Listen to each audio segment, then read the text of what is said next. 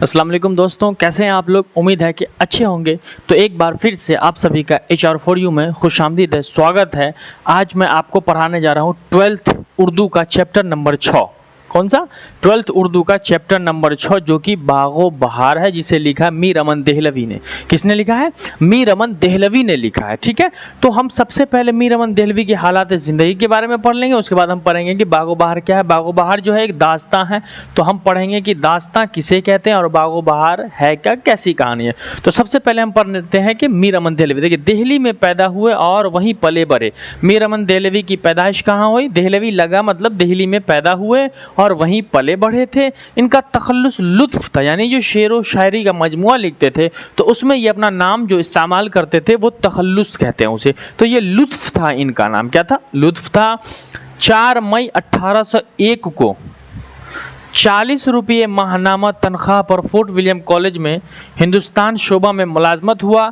जिस्मानी मारूजी से 1806 में सुबकदोश हो गया। यानी कि ये 4 मई 1801 को फोर्ट विलियम कॉलेज में नौकरी की, जिसमें इनको 40 रुपया माहवार यानी 40 रुपया महीना मिलता था।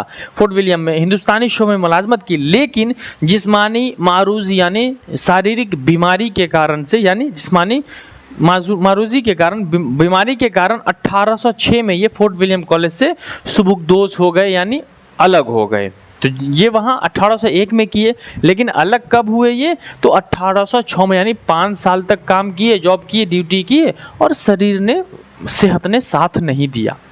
वह फारसी अच्छी जानते थे। कैसे? फारसी अच्छी जानते थे, इसीलिए फारसी के मशहूर किताब, वो फारसी अच्छी तरीके से जानते थे, इसीलिए फारसी की एक मशहूर किताब इखलाक मोहसिन का उर्दू में तर्जुमा किया। जो फारसी अच्छा जानते थे तो एक फारसी की किताब थी इखलाक मोहसिन, उसका उर्दू में तर्जुमा किया गंज खूबी के नाम से। किस नाम से? गंज खूबी। फारसी अच्छी जानते थे इसलिए फारसी में एक किताब जो थी इखलाक मोहसिन, उसको उर्दू में तर्जुमा किया गंज खूबी के नाम से। किसे? गंज खूबी के नाम से उसने ट्रांसलेट किया, अनुवाद किया। मीर अमन की शोहरत जिस किताब से हुई, यानी मीर अमन, हर आदमी की ज़िंदगी में एक न एक ऐसा वक्त आता है जो पॉपुलैरिटी मिल जाती है। तो मीर अमन की शोहरत जो मिली जिस किताब से, उसका नाम था बागो बहार। तो मीर अमन को किस किताब से शोहरत मिली? बागो बहार से, जो फोर्ट विलियम कॉलेज में लिखी गई थी। वो किताब, जिस किताब से मीर अमन देहलवी को मकबूलियत हासिल हुई, शोहरत मिली, वो किताब थी बागो बहार, जो कि फोर्ट विलियम कॉलेज में लिखी गई थी। और 1804 में, कब? 1804 में कलकत्ता के हिंदुस्तानी छापाखाना में, यानी ये तो लिखी गई फोर्ट विलियम कॉलेज में, लेकिन 1804 में कलकत्ता के हिंदुस्तानी छापाखाना में तबाह हो। यानी ये छपा जो कलकत्ता में हिंदुस्तानी छापाखाना के नाम से जो प्रिंटिंग प्रेस किताब छपने की जो एक ये था कि दुकान था, उसमें इनकी किताब छपी 1804 में। तो ये ऑब्जेक्टिव में पूछेगा कि बागो बहार किताब कब छपी? 1804 में। कहाँ छपी? कलकत्ता के हिंदुस्तानी छापाखाना में।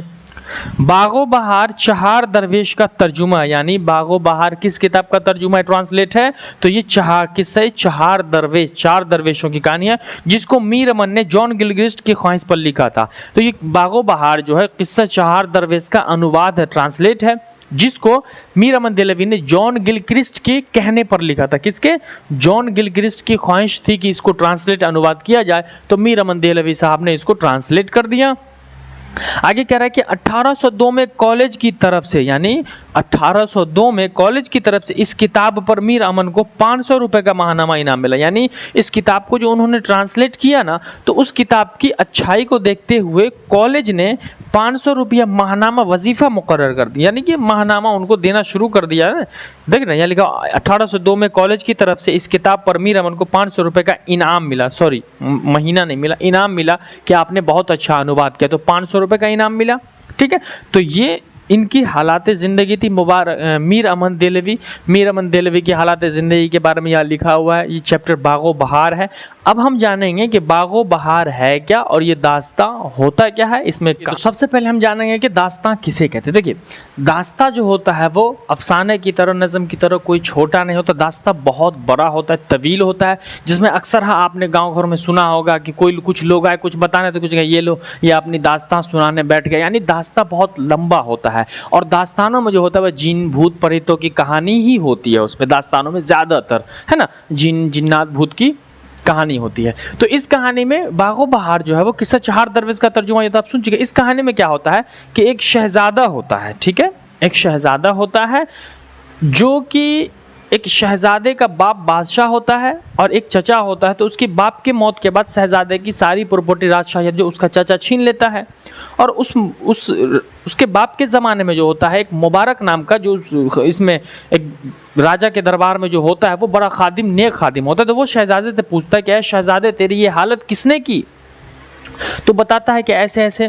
तो फिर उसका शहजादा का चचा चाहता है कि मैं इसे मार दूं, इसे भी, क्योंकि सारे लोगों को तो ख़त्म हो ही चुके हैं, इसको भी मार दूं ताकि ये पूरी प्रॉपर्टी, पूरी राजशाहियत का मालिक मैं खुद बन जाऊं। तो ये बादशाह उसको मारने की चाल चलता है। लेकिन उसमें एक खादिम जो वफादार होता है इसके शहजादे के बाप के वक्त का, वो शहजादे की जान बचाना चाहता है, नमक हलाली करना चाहता है। तो वो जा करके शहजादे के चाचा को कहता है कि अगर आप इसे मारना चाहते हैं शहजादे को, और शहजादा मर जाएगा तो आप पे इल्ज़ाम आ जाएगा, इस मुल्क के लोग आपको छोड़ेंगे नहीं। सो ये जिम्मेदारी आप मुझ पे दे दें, मैं इसे मार खपा के जंगल में फेंक दूंगा, कोई आप पे शक भी नहीं करेगा। तो इसका जो चचा होता है वो खुश होता है और कहता है कि तुम अगर ऐसा काम करोगे तो मैं तुम्हें मुंह मांगा इनाम दूंगा, तुम जाओ जैसे भी मार खपा दो। और इस तरीके से मुबारक शहजादे को लेकर के चलता है और कहता है कि चलो मैं तुम्हें मुल्क सादिक के पास ले चलूंगा। ये मुल्क सादिक वो शहजादे के बाप का दोस्त होता है, रिश्ते में जो होता है वो उसका दोस्त होता है। और वो यहाँ से इस राजशाहियत से निकलता है शहजादे को लेकर के, और रास्ते में चलते चलते जाता है एक जगह जिनों का लश्कर आता है, जिन्नात का। तो ये जो मुबारक है वो खादिम जो होता है मुबारक, तो मुबारक जो होता है वो जिनों के लश्कर को देख लेता है और कहता है शहजादे को कि वो देखो जिनों का लश्कर जा रहा है। तो शहजादा कहता है कि कहाँ कोई जिन जा रहा है, मुझे तो कुछ नहीं दिख रहा है। तो फिर मुबारक जो होता है वो शहजादे को एक सुरमा पहनाता है, सुलेमानी सुरमा। क्या पहनाता है? सुलेमानी सुरमा पहनाता है, जिससे शहजादे को जिनों का लश्कर दिख जाता है।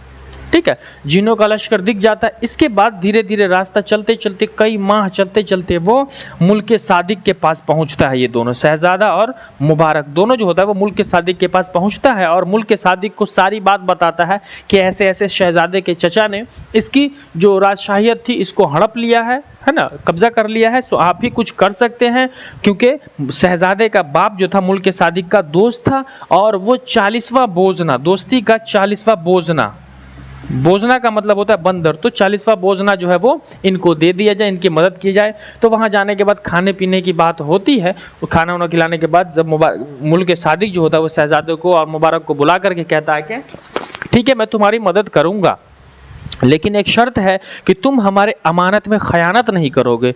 ये शहजादा माड़ा होता है वक्त का बेचारा, और मुबारक कहता है कि कोई अमानत में खयानत नहीं होगी, आप जैसा कहेंगे वैसा होगा। मुल्क सादिक एक तस्वीर निकाल करके देता है, फ़ोटो निकाल करके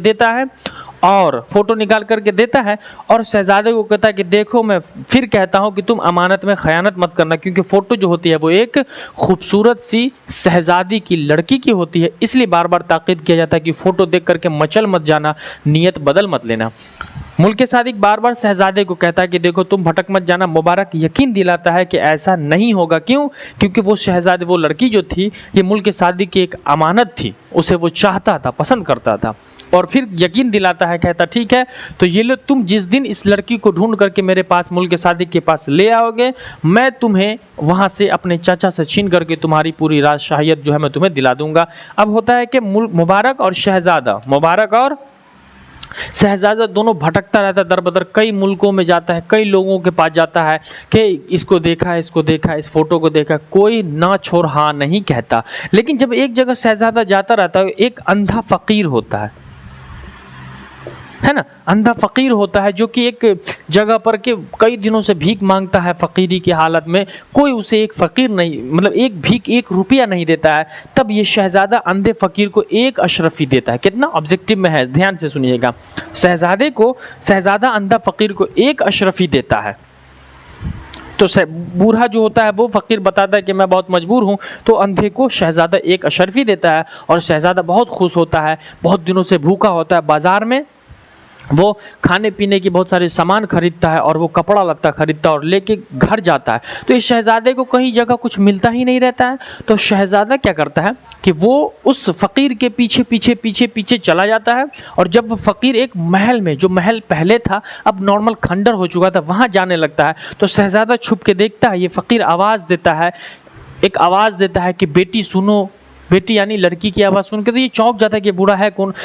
कपड़ा देता है, खाना पीना देता है, गोश्त देता है। बेटी को कहता है कि बहुत ज़माने के बाद एक शहज़ादा, एक लड़का मिला था, उसने एक अशरफी दी, इसलिए बहुत दिनों से भूख लगी थी, गोश्त लाया हूँ पका, और ये कपड़े लाया हूँ, कपड़े काट करके अपने तन को ढाँक लो, अपने तन को ढाँक लो। अब ये मामला चलता रहता है कि उतने में ही वो लड़की बाहर निकलती है अपने घर से। वो अंधे फ़कीर की बेटी होती है और वो बाहर निकलती है। ये शहज़ादा देख करके गश खा के, चक्कर खा के गिर जाता है, बेहोश हो जाता है। आवाज़ सुनता है और फ़ोटो देख लेता है, अरे ये तो यही लड़की है। वो शहज़ादा गश खा करके गिर जाता है।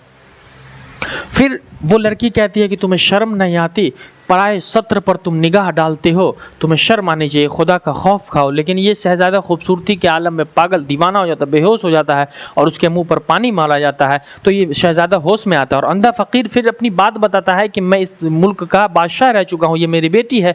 जब से ये मेरी बेटी बड़ी हुई, खूबसूरत हुई, अलग अलग मुल्कों के लोगों ने गलत निगाह से इसे देखना शुरू कर दिया। कोई शादी करने के लिए तो तैयार नहीं था, लेकिन इसके साथ बदतमीज़ी और बदसलूकी करने के लिए तैयार था। खुदा उस दिन ऐसा कोई दिन देखा है इसकी शादी जिससे करवा दूं, कोई ऐसा उम्मीदवार मिले जिससे मैं इसकी शादी करवा दूं। शहज़ादा मन में सोचता और फूटता है, कहता है कि अगर ऐसी ही बात है तो मैं इस शहज़ादी से शादी करने के लिए तैयार हूं। और फिर शहज़ादा जो है उस लड़की को देख करके बहुत खुश होता है, और वो गरीब बेचारा मुल्क जो अंधा फ़कीर होता है, वो अपनी बेटी की शादी और इस शहज़ादे की शादी की तैयारियां करने लगता है, और मानो की शादी हो ही जाएगी और वो वहीं का बादशाह बन करके रह जाता है। बस यही कहानी है इसमें, इसलिए मैंने आपको ऐसे ही सुना दी। उम्मीद है कि मज़ा आया होगा। तो इसमें याद रखना, ये अंधे फ़कीर का ताल्लुक किस मुल्क से है, तो हिंदुस्तान से है। शहज़ादा अंधे फ़कीर को कितनी अशरफियाँ देता है, एक अशरफिया देता है। मुल्क के सादिक में और शहज़ादे के बाप में क्या रिश्ता था, दोस्ती का रिश्ता था, है ना। जब जिनों का लश्कर मुबारक देखा और शहज़ादे को नहीं दिख रहा था तो कौन सा सुरमा पहनाया, तो सुलेमानी सुरमा पहनाया गया। तो ये ऑब्जेक्टिव है, इसलिए मैंने लिख दिया है। वो कौन सा बोझना दिया था शहज़ादे के बाप के दोस्त ने, मुल्क के सादिक ने, तो 40वां बोझना दिया था। बोझना का मतलब बंदर होता है, तो 40वां बोझना दिया था। तो इस तरीके से आपका ये चैप्टर कंप्लीट हो चुका है। इस शहज़ादे की ये दास्तां थी और दास्तां पूरी सुना दी गई आपको, मेरे द्वारा पूरी दास्तां बता दी गई। इसमें बस यही होता है, और वो फिर अपने वहाँ चचा से वो राजपाट लेने नहीं जाता है, वो यहीं रह करके और इसी लड़की से शादी करके इसी महल को फिर से बसाता है और अपनी ज़िंदगी जीना आबाद कर देता है। तो ये कहानी जो है वो मुल्क हिंदुस्तान की कहानी है। कहाँ की है, हिंदुस्तान की कहानी है। तो ये आपका चैप्टर नंबर 6 जो बागो बहार जो था वो दास्तां था। दास्तां मैंने आपको सुना दी, एक लड़की, एक शहज़ादे मुबारक और उसके चचा की कहानी थी।